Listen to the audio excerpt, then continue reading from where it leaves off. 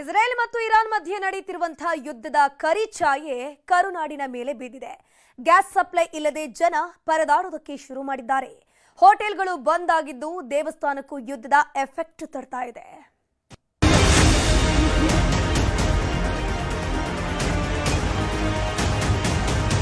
Supply ಇಲ್ಲ ಅಂದ್ರೆ ಅನಿವಾರ್ಯ ಬಂದ್ ಮಾಡಲೇಬೇಕಾಗುತ್ತೆ. ಹೆಚ್ಚು ತೊಂದರೆ ಇರೋದು ಕರ್ನಾಟಕದಲ್ಲಿ. ಹೀಗೆ ಪರಿಸ್ಥಿತಿ ಆದರೆ ಎಲ್ಲ ಹೋಟೆಲ್ಗಳು ಬಂದ್ ಆಗೋ ಚಾನ್ಸಸ್ ಉಂಟು. ಸಿಲಿಂಡರ್ ಬ್ಲಾಕ್ ಅಲ್ಲಿ ತಗೋತೀವಿ ಅಂದ್ರೆ ತುಂಬಾ ರೈಟ್ ಹೇಳ್ತಾ ಇದ್ದಾರೆ. ನಮಗೂ ನಡ್ಸೋದಕ್ಕೆ ಕಷ್ಟ ಆಗ್ತೈತೆ.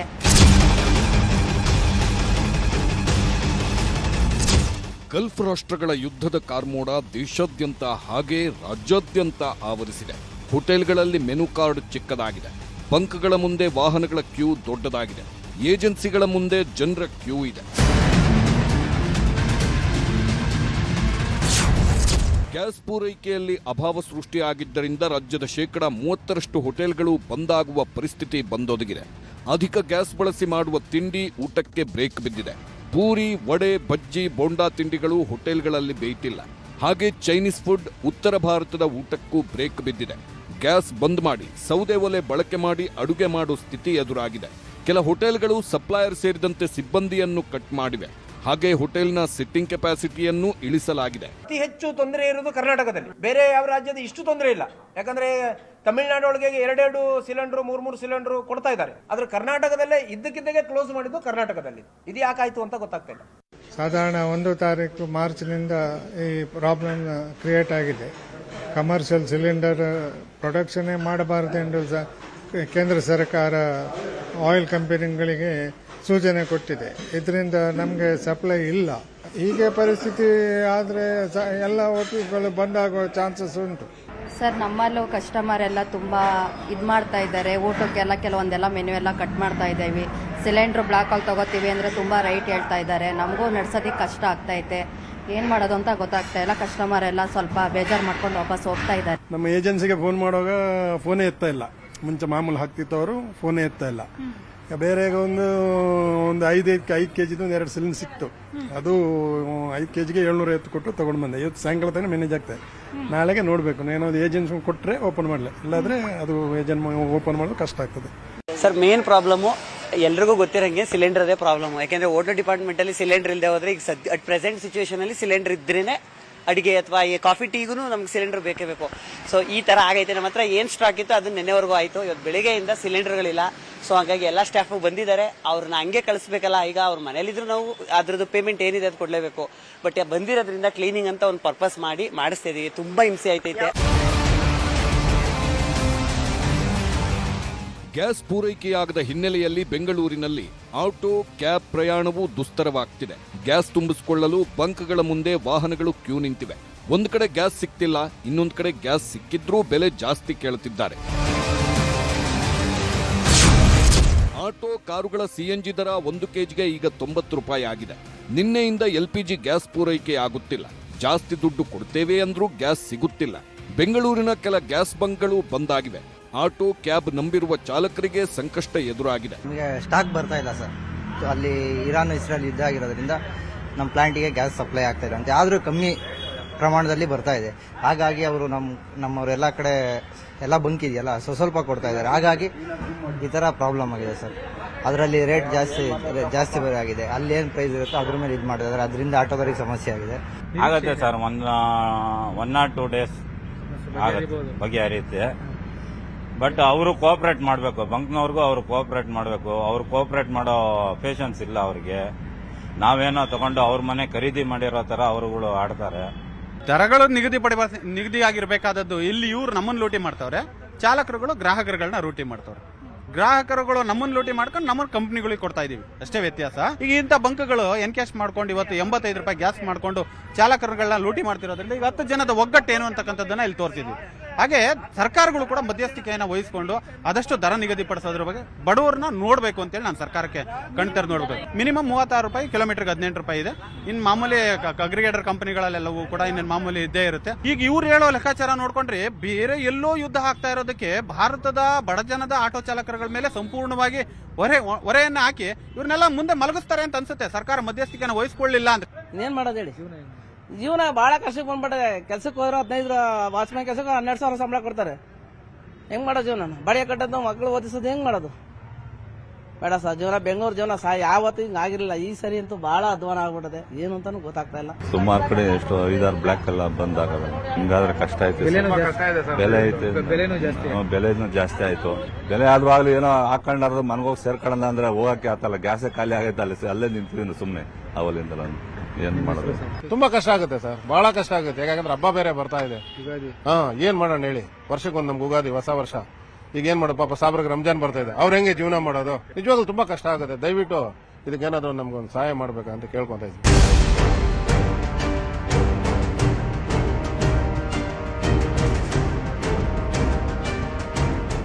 ಗ್ಯಾಸ್ ಸಮಸ್ಯೆ ಇದೀಗ ದೇವರಿಗೂ ತಟ್ಟಿದೆ.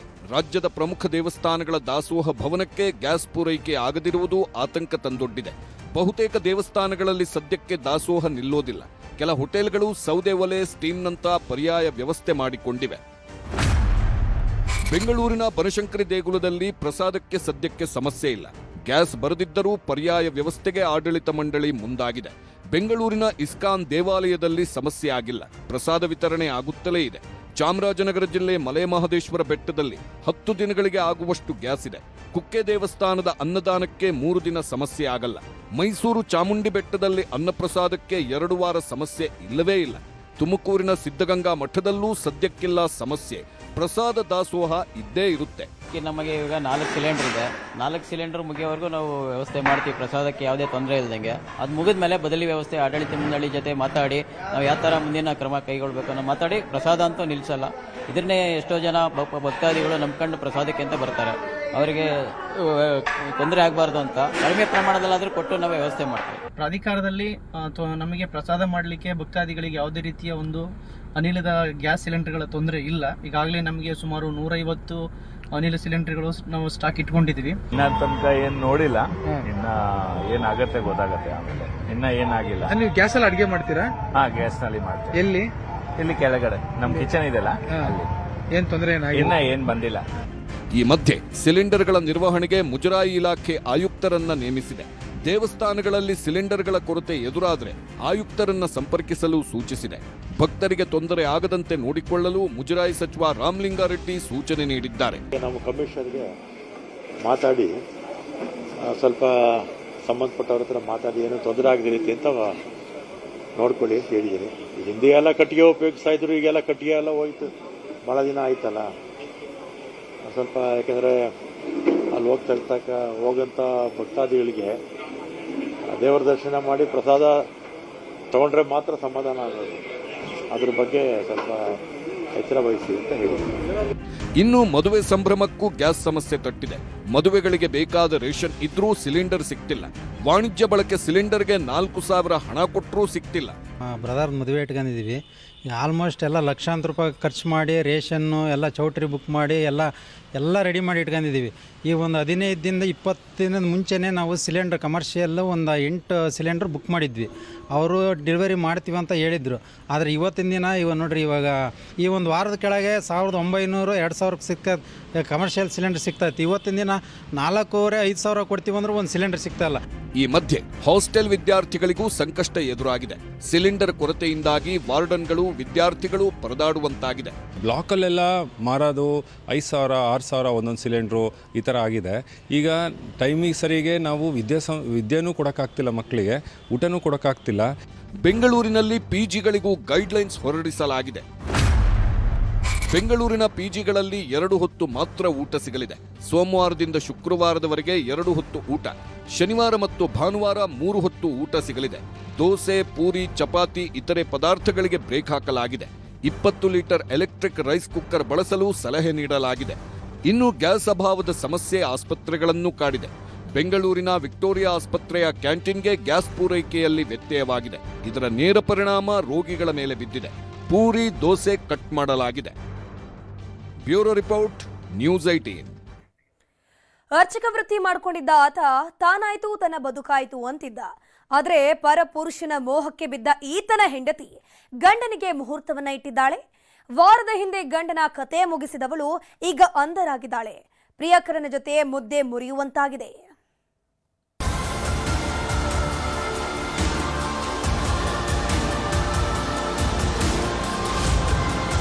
ಹರೀಶ್ ಮತ್ತು ಸಂತೋಷ್ ಕುಮಾರ್ ಅವರು ಅವರಿಗೆ ಹಲ್ಲೆ ಮಾಡಿ ಕಾಲುವೆಗೆ ನೂಕಿರ್ತಾರೆ.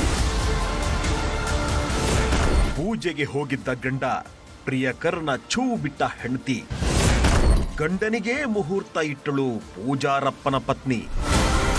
ಊರವರಿಗೆಲ್ಲ ಮುಹೂರ್ತ ಇಟ್ಕೊಡ್ತಿದ್ದ ಪೂಜಾರಪ್ಪಗೆ ಪತ್ನಿಯೇ ಮುಹೂರ್ತ ಇಟ್ಟಿದ್ದಾಳೆ.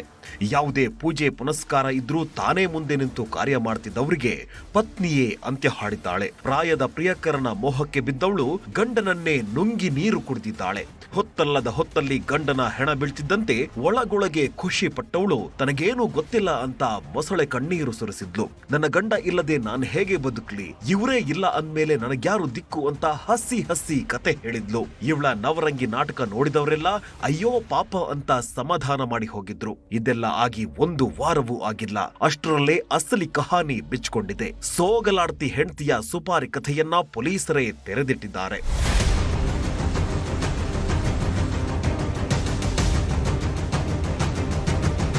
ಕಳೆದ 6ನೇ ತಾರೀಖು ಮಂಡ್ಯ ಜಿಲ್ಲೆಯ ಶ್ರೀರಂಗಪಟ್ಟಣದ ಮರಳಗಾಲ ಗ್ರಾಮದ ಅರ್ಚಕ ಸಿದ್ದಲಿಂಗಪ್ಪ ನಿಗೂಢವಾಗಿ ಸಾವನ್ನಪ್ಪಿದ್ರು. ಪಕ್ಕದೂರಲ್ಲಿ ಪೂಜೆ ಇದೆ ಅಂತ ಹೋದವರು ದಾರಿ ಮಧ್ಯೆಯೇ ಹೆಣವಾಗಿ ಬಿದ್ದಿದ್ರು. ಇನ್ನೇನು ಸ್ವಲ್ಪ ಹೊತ್ತಲ್ಲಿ ಮನೆಗೆ ಬರ್ತೀನಿ ಅಂತ ಫೋನ್ ಮಾಡಿದ್ದವ ಕಾಲುವೆ ಬುಡದಲ್ಲಿ ಹೆಣವಾಗಿ ಮಲಗಿದ್ದ.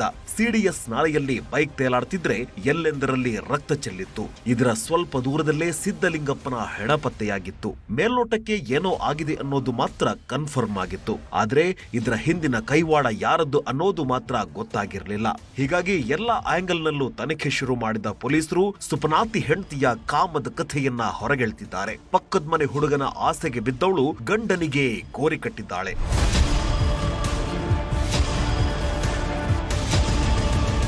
ಅರ್ಚಕ ಸಿದ್ದಪ್ಪ ತುಂಬಾನೇ ಸಾಧು ಪ್ರಾಣಿ. ತಾನಾಯ್ತು ತನ್ನ ಪಾಡಾಯ್ತು ಅಂತ ಬದುಕ್ತಿದ್ದ ವ್ಯಕ್ತಿ. ಯಾರ ಜೊತೆಗೂ ಗದ್ದಲ ಗಲಾಟೆ ಮಾಡ್ಕೊಂಡವ್ರಲ್ಲ. ಹೀಗಾಗಿ ಕೊಂದವ್ರು ಯಾರು ಅನ್ನೋ ಅನುಮಾನ ಎದ್ದಿತ್ತು. ಹೀಗಾಗಿ ಸಿದ್ದಲಿಂಗಪ್ಪನ ಪತ್ನಿ ಶಾಲಿನಿಯ ಜನ್ಮಜಾಲೋಡೋದಕ್ಕೆ ಶುರು ಮಾಡಿದ್ದಾರೆ. ಆಗ್ಲೇ ನೋಡಿ ಆಂಟಿಯ ಪ್ರೇಮ ಕಹಾನಿ ಬಿಚ್ಕೊಂಡಿದ್ದು.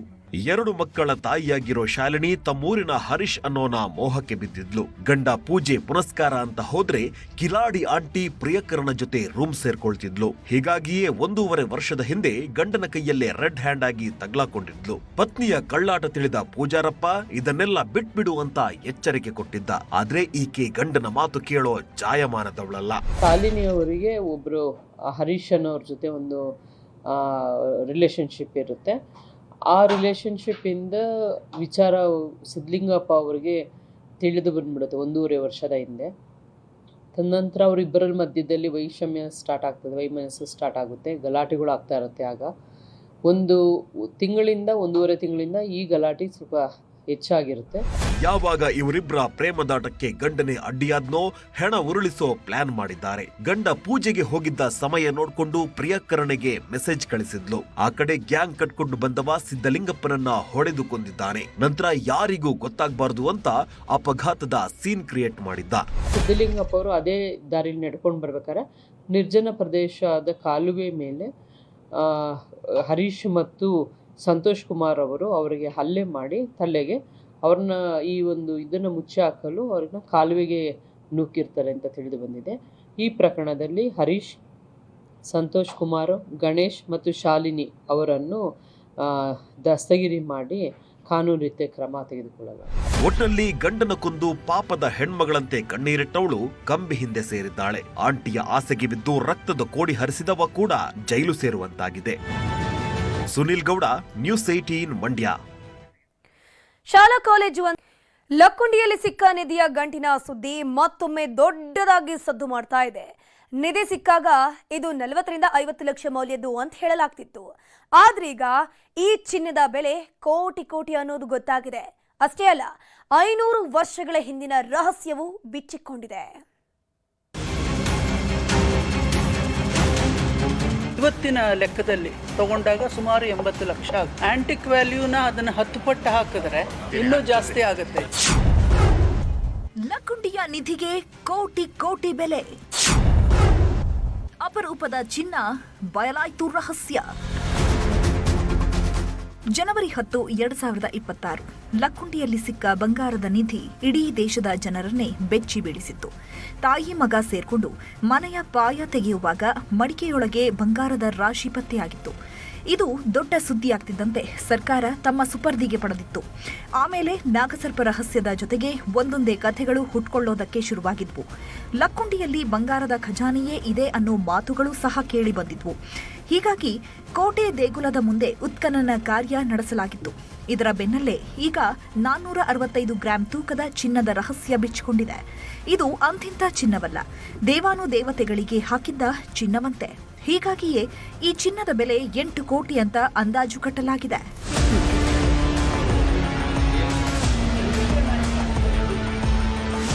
ಮನೆಯ ಪಾಯ ತೆಗೆಯುವಾಗ ಬಂಗಾರದ ಗಂಟು ಸಿಕ್ಕಿತ್ತು.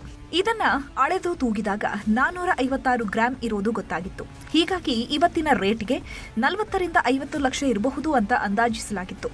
ಆದರೆ ಈ ಚಿನ್ನ ಯಾವ ಕಾಲಮಾನದ್ದು ಅನ್ನೋದು ಗೊತ್ತಾಗಿರಲಿಲ್ಲ. ಹೀಗಾಗಿಯೇ ಸರ್ಕಾರ ಪುರಾತತ್ವ ಶಾಸ್ತ್ರಜ್ಞರ ತಂಡ ರಚಿಸಿತ್ತು. ಇದರ ಅಧ್ಯಯನ ನಡೆಸಿದ ಪುರಾತತ್ವ ಶಾಸ್ತ್ರಜ್ಞರು ಸುಮಾರು 500 ರಿಂದ 600 ವರ್ಷಗಳ ಹಳೆಯದ್ದು ಅಂತ ಮಾಹಿತಿ ನೀಡಿದ್ದಾರೆ. ಇದನ್ನು ದೇವತಾ ವಿಗ್ರಹಗಳಿಗೆ ಅರ್ಪಿಸಿದ, ದೇವತಾ ವಿಗ್ರಹಗಳ ಅಲಂಕರಣಕ್ಕಾಗಿ ಮಾಡಿದಂತಹ ಆಭರಣಗಳು ಅಂತ ತೋರುತ್ತೆ. ಯಾಕಂದರೆ ಇದು ಮನುಷ್ಯರು ತೊಟ್ಟುಕೊಳ್ತಕ್ಕಂಥ ಆಭರಣಗಳಾಗಿರಲಿಲ್ಲ ಅಂತ ಇದನ್ನು ಹೇಳಬಹುದಾಗಿದೆ. ಸುಮಾರು ಈ ಆಭರಣಗಳು ಸುಮಾರು 500 ರಿಂದ 600 ವರ್ಷಗಳಷ್ಟು ಹಳೆಯದಾಗಿರಬಹುದು. ಲಕ್ಕುಂಡಿಯಲ್ಲಿ ಸಿಕ್ಕ ಬಂಗಾರ ಸಾಮಾನ್ಯವಾದುದಲ್ಲ. ಹೆಣ್ಣು ದೇವರ ಮೂರ್ತಿ ಅಥವಾ ಉತ್ಸವ ಮೂರ್ತಿಗಳಿಗೆ ಆ ಆಭರಣಗಳನ್ನ ಹಾಕ್ತಿದ್ರಂತೆ. ನೀಲಮಣಿ, ಸ್ಫಟಿಕ, ಹವಳ ಸೇರಿದಂತೆ ಅಪಾರ ಬೆಲೆ ಬಾಳುವ ಆಭರಣಗಳೇ ಪತ್ತೆಯಾಗಿವೆ. ಇವೆಲ್ಲ ಅಪರೂಪದ ಆಂಟಿಕ್ ಪೀಸ್ಗಳಾಗಿರೋದ್ರಿಂದ ಇವತ್ತಿನ ರೇಟ್ಗಿಂತ 10 ಪಟ್ಟು ಹೆಚ್ಚು ಬೆಲೆ ಬಾಳ್ತಿವೆ. ಹೀಗಾಗಿ ಇವುಗಳ ಬೆಲೆ 8 ಕೋಟಿ ಅಂತ ಅಂದಾಜಿಸಲಾಗಿದೆ. ಅದು ದೇವಸ್ಥಾನಕ್ಕೆ ಆಭರಣಗಳನ್ನ ಭಕ್ತರು ಕೊಟ್ಟಂತದ್ದು ಇರಬಹುದು ಅಂತೇಳಿ ಕಲ್ಪನೆ ಮೂಲಕ ಪ್ರತಿಯೊಂದು ಆಭರಣಗಳು ಹೆಣ್ಣು ದೇವತೆಯ ಆಭರಣಗಳು 600 ರಿಂದ 800 ವರ್ಷದ ಒಳಗಿನ ಒಂದು ಆಭರಣಗಳಂತ ನಾವು ಕಲ್ಪನೆ ಮೀರಿ ಹೇಳಿದ್ದೇವೆ. 462 ಗ್ರಾಮ್ಸ್ ಇದೆ. ಅದರ ಒಂದು ವ್ಯಾಲ್ಯೂವನ್ನು ಇವತ್ತಿನ ಲೆಕ್ಕದಲ್ಲಿ ತಗೊಂಡಾಗ ಸುಮಾರು 80 ಲಕ್ಷ ಆಗುತ್ತೆ. ಇವತ್ತಿನ ವ್ಯಾಲ್ಯೂಲಿ ಆಂಟಿಕ್ ವ್ಯಾಲ್ಯೂನ ಅದನ್ನು 10 ಪಟ್ಟು ಹಾಕಿದ್ರೆ ಇನ್ನೂ ಜಾಸ್ತಿ ಆಗುತ್ತೆ. ಒಟ್ಟಲ್ಲಿ ಲಕ್ಕುಂಡಿಯಲ್ಲಿ ಸಿಕ್ಕಿದ್ದು ಅಪರೂಪದಲ್ಲೇ ಅಪರೂಪವಾದ ಚಿನ್ನ ಅನ್ನೋದು ಈಗ ಗೊತ್ತಾಗಿದೆ. ಹೀಗಾಗಿ ಲಕ್ಕುಂಡಿಯ ನಿಧಿ ನಿಗೂಢತೆ ಮತ್ತಷ್ಟು ಕೆರಳಿಸೋದಕ್ಕೆ ಶುರುವಾಗಿದೆ. ಸಂತೋಷ್ ಕೊಣ್ಣೂರ, ನ್ಯೂಸ್ 18 ಗದಗ. ಅದು 3 ತಾಲೂಕಿನ ರೋಗಿಗಳಿಗೆ ಚಿಕಿತ್ಸೆ ನೀಡುವ ಏಕೈಕ ಸರ್ಕಾರಿ ಆಸ್ಪತ್ರೆ. ಆದರೆ ಅಲ್ಲಿ ಸರಿಯಾದ ವ್ಯವಸ್ಥೆನೇ ಇಲ್ಲ. ಕಳೆದ ವರ್ಷ ಸಿದ್ದು ಸರ್ಕಾರ ಮೇಲ್ದರ್ಜೆಗೆ ಏರಿಸೋದಕ್ಕೆ ಅಸ್ತು ಅಂತ ಹೇಳಿತ್ತು. ಆದರೆ ಇವತ್ತಿನವರೆಗೂ ಕಾಮಗಾರಿ ಶುರು ಮಾಡಿಲ್ಲ. ಹೀಗಾಗಿ ನಿಮ್ಮ ನ್ಯೂಸ್ 18 ಕನ್ನಡ ಜನರ ಧ್ವನಿಯಾಗಿ ವರದಿಯನ್ನು ಬಿತ್ತರಿಸಿದೆ. ರಾತ್ರಿ ವೇಳೆಯಲ್ಲಿ ಬಾಣಂತಿಗಳಾಗಲಿ ಮಗು ಆಗಲಿ ಬಹಳ ಸಮಸ್ಯೆ ಆಗತ್ತೆ. ಧಾರವಾಡದ ಅಳ್ನಾವರ ಪ್ರಾಥಮಿಕ ಆಸ್ಪತ್ರೆಯಲ್ಲಿ ಸಂಕಷ್ಟದ ಪರಿಸ್ಥಿತಿ ಇದೆ. ಮೂಲಭೂತ ಸೌಕರ್ಯಗಳಿಲ್ಲ, ಗೋಳು ಕೇಳೋರಿಲ್ಲ. ಅಳ್ನಾವರದ ಸರ್ಕಾರಿ ಆಸ್ಪತ್ರೆಗೆ ಬೇಕಿದೆ ಟ್ರೀಟ್ಮೆಂಟ್. ಸರ್ಕಾರಿ ಆಸ್ಪತ್ರೆಗಳು ಅಂದರೆ ಹೇಳೋರಿಲ್ಲ ಕೇಳೋರಿಲ್ಲ ಅನ್ನೋರೇ ಜಾಸ್ತಿ. ಯಾಕಂದರೆ ಸರ್ಕಾರಿ ಆಸ್ಪತ್ರೆಗೆ ಬರೋರೆಲ್ಲ ಬಡವರೇ. ಹೀಗಾಗಿ ದೊಡ್ಡವರೆಲ್ಲ ತಲೆ ಕೆಡಿಸಿಕೊಳ್ಳಲ್ಲ ಅಂತ ಹಾಯಾಗಿದ್ದು ಬಿಡ್ತಾರೆ. ಆದರೆ ಬಡವರು ಮಾತ್ರ ಈ ಸರ್ಕಾರಿ ಆಸ್ಪತ್ರೆಗಳನ್ನ ತಮ್ಮ ಪಾಲಿನ ಸಂಜೀವಿನಿ ಕೇಂದ್ರ ಅಂದ್ಕೊಂಡಿರ್ತಾರೆ. ಲಕ್ಷ ಲಕ್ಷ ಕೊಟ್ಟು ಖಾಸಗಿ ಆಸ್ಪತ್ರೆಗೆ ಹೋಗೋದಕ್ಕಾಗಲ್ಲ ಅಂತ ಇಲ್ಲೇ ಪರದಾಡ್ತಿದ್ದಾರೆ. ಆದ್ರೆ ಇಲ್ಲಿನ ಸ್ಥಿತಿ ನೋಡಿದ್ರೆ ನಿಜಕ್ಕೂ ಶೋಚನೀಯ ಅನಿಸುತ್ತೆ. ರೋಗಿಗಳಿಗೆ ಟ್ರೀಟ್ಮೆಂಟ್ ಕೊಡೋದು ಇರ್ಲಿ, ಇಲ್ಲಿನ ಆಸ್ಪತ್ರೆ ವ್ಯವಸ್ಥೆಗೆ ಟ್ರೀಟ್ಮೆಂಟ್ ಕೊಡಬೇಕಾಗಿದೆ. ಇದು ಧಾರವಾಡ ಜಿಲ್ಲೆಯ ಅಳ್ನಾವರ ಪಟ್ಟಣದಲ್ಲಿರೋ ಸರ್ಕಾರಿ ಪ್ರಾಥಮಿಕ ಆರೋಗ್ಯ ಕೇಂದ್ರ. ಮೊದಲು ಅಳ್ನಾವರ ಪಟ್ಟಣ ಧಾರವಾಡ ತಾಲೂಕಲ್ಲೇ ಇತ್ತು.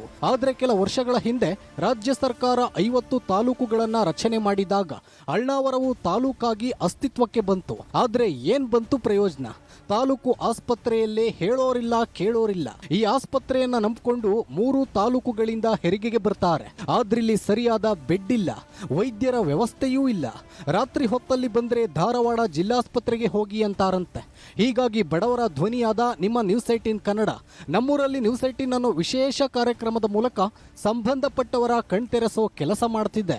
ಆದಷ್ಟು ಬೇಗನೆ ನಮಗೆ ಇದನ್ನು ಅನುಮೋದನೆ ಮಾಡಬೇಕಾಗಿ ನಮ್ದು ಒಂಥರ ವಿನಂತಿ ಇದೆ. ಕಾರಣಗಳಿದ್ರೆ ಬೇರೆ ಮಾತು. ಆ ಹೇರಿಕೆ ಸಂದರ್ಭದಲ್ಲಿ ಏನಾಗುತ್ತೆ, ಬಾಣಂತಿಗಳಾಗಲಿ ಮಗು ಆಗಲಿ ಭಾಳಷ್ಟು ಅಂದರೆ ಭಾಳ ಸಮಸ್ಯೆ ಆಗತ್ತೆ, ಏನಾದರೂ ಆಗ್ಬೋದು ಅನಾಹುತು. ಅದಕ್ಕೆ ಕಾಳಜಿ ವಹಿಸಿ ಅದನ್ನು ಮಾಡಬೇಕಾಗಿ ನಮ್ಮದು ವಿನಂತಿ. 2025-26 ಬಜೆಟ್ನಲ್ಲಿ ಈ ಆಸ್ಪತ್ರೆಯನ್ನ ಸಮುದಾಯದ ಆರೋಗ್ಯ ಕೇಂದ್ರವಾಗಿ ಮೇಲ್ದರ್ಜೆಗೆ ಏರಿಸ್ತೀವಿ ಅಂತ ಘೋಷಣೆ ಮಾಡಲಾಗಿತ್ತು. ಆದ್ರಿದು ಬರೀ ಬಜೆಟ್ ಕಾಪಿಗಷ್ಟೇ ಸೀಮಿತವಾಗಿದೆ. ಇವತ್ತಿನವರೆಗೂ ಈ ಆಸ್ಪತ್ರೆಗೆ ಯಾವೊಂದು ಕಾಯಕಲ್ಪವೂ ಸಿಕ್ಕಿಲ್ಲ. ಗರ್ಭಿಣಿಯರಿಗೆ ಬಹಳಷ್ಟು ತೊಂದರೆ ಆಗ್ತಾ ಇದೆ. ಕಾರಣ ಇಲ್ಲಿ ಬಂದಾಗ ವೈದ್ಯರು ಸಹ ಇರೋದಿಲ್ಲ. ಹಾಗೆಯೇ ವೈದ್ಯರು ಇದ್ದರೂ ಕೂಡ ಯಾವುದೇ ಸೌಲಭ್ಯಗಳು ನಮ್ಮಲ್ಲಿ ಸಿಗ್ತಾ ಇಲ್ಲ. ಇಲ್ಲಿಯ ಜನರಿಗೆ ಭಾಳ ತೊಂದರೆ ಆಗ್ತಾ ಇದೆ. ರಾತ್ರಿ 1 ಗಂಟೆ 2 ಗಂಟೆಗೆ ನಾವು ಧಾರವಾಡ ಹೋಗಬೇಕಾಗ್ತದೆ. ಅದು ಕೂಡ ಹೋಗಬೇಕಾದ್ರೆ ಮಧ್ಯದಲ್ಲಿನೇ ಸಾಕಷ್ಟು ಸಾವು ನೋವುಗಳು ಕೂಡ ಆಗಿವೆ. ಒಟ್ನಲ್ಲಿ ಬಡವರ ಪಾಲಿನ ಸಂಜೀವಿನಿ ಆಗಿರೋ ಸರ್ಕಾರಿ ಆಸ್ಪತ್ರೆಗಳ ಸಮಸ್ಯೆಗೆ ಮುಕ್ತಿ ಕಾಣಿಸಬೇಕಿದೆ. ಜನಪ್ರತಿನಿಧಿಗಳು ಕೊಟ್ಟ ಭರವಸೆಯನ್ನ ಈಡೇರಿಸೋ ಕೆಲಸ ಮಾಡಬೇಕಿದೆ. Manjunath Edalli, news 18 Dharwad. Smart city ತುಮಕೂರಿಗೆ ಜಲಗಂಡಾಂತರ ಎದುರಾಗಿದೆ. ಜಿಲ್ಲೆಯ ಜೀವನಾಡಿ ಎಂದೇ ಕರೆಯಲ್ಪಡುವಂತಹ ಬೊಗಡನಹಳ್ಳಿ ಕೆರೆ ಖಾಲಿಯಾಗಿದ್ದು ನೀರಿನ ಸಮಸ್ಯೆ ಎದುರಾಗಿದೆ. ಈ ಕುರಿತ ಕಂಪ್ಲೀಟ್ ರಿಪೋರ್ಟ್ ಇಲ್ಲಿದೆ. ಬರಿದಾದ ತುಮಕೂರಿನ ಬುಗುಡನಹಳ್ಳಿ ಕೆರೆ. ಜಿಲ್ಲಾಸ್ಪತ್ರೆ, ಸರ್ಕಾರಿ ಕಚೇರಿಗಳಿಗೆ ನೀರಿನ ಬಿಕ್ಕಟ್ಟು.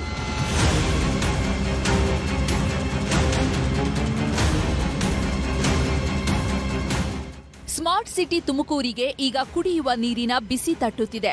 ನಗರದ ಮುಕ್ಕಾಲು ಭಾಗ ಜನರಿಗೆ ನೀರುಣಿಸುವ ಬುಗುಡನಹಳ್ಳಿ ಕೆರೆ ಖಾಲಿಯಾಗಿದೆ.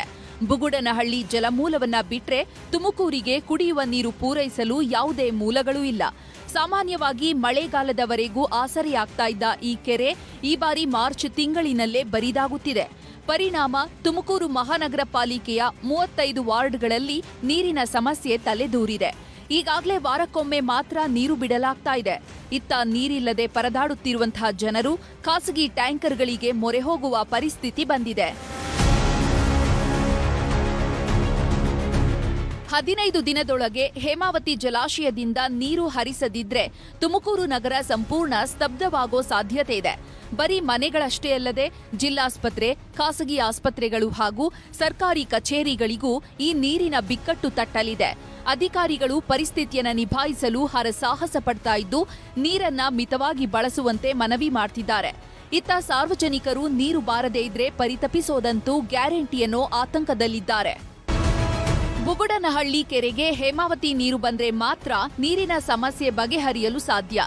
ಮುನ್ನೆಚ್ಚರಿಕೆಯಾಗಿ ಈಗಾಗಲೇ ಜಿಲ್ಲಾಡಳಿತಕ್ಕೆ ತುಮಕೂರು ಮಹಾನಗರ ಪಾಲಿಕೆ ಆಯುಕ್ತರು ಪತ್ರ ಬರೆದಿದ್ದಾರಂತೆ. ಅಲ್ಲದೆ ಸಾರ್ವಜನಿಕರು ಕೂಡ ನೀರನ್ನ ಮಿತವಾಗಿ ಬಳಸಬೇಕು ಅಂತ ಮನವಿ ಮಾಡಿಕೊಂಡಿದ್ದಾರೆ. ಒಟ್ಟಾರೆ ಕಲ್ಪತರು ನಾಡಿಗೆ ಹೇಮಾವತಿ ಹರಿವು ಅನಿವಾರ್ಯವಾಗಿದೆ.